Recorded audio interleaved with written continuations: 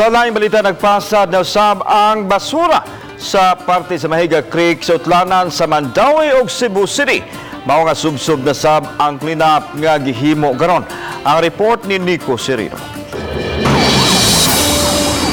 Nangunay sa clean-up nga gihimo sa parte sa Mahiga Creek kining makawani sa Senro sa Cebu City. Nagtinabangay sila aron mahipos ang nagpasad nga mga basura sa sapa. Sama sa naandan, sagad mga plastics ang mga basura nga nagkatag. Duna say patay nga hayop sama sa mga ilaga. Human sa inspeksyon kagahapon, nakadesisyon sila nga mag-clean up gilayon. Kami nga na Senro mao ni amo ang gitutukan nga masudlan yun ang tanang mga sapa.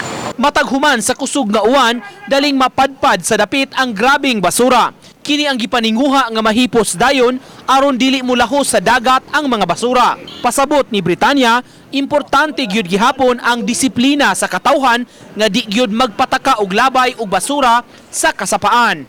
Hugot kayo ang ato ang balaod. Kung ato pag yun ang pangusgan, ngadto na gyud sa mga household mismo, dili ina nakadaghan ang basura sa atong sapa. Uban ni Godfrey Relien, Nico Sereno, Balitang Bisdak.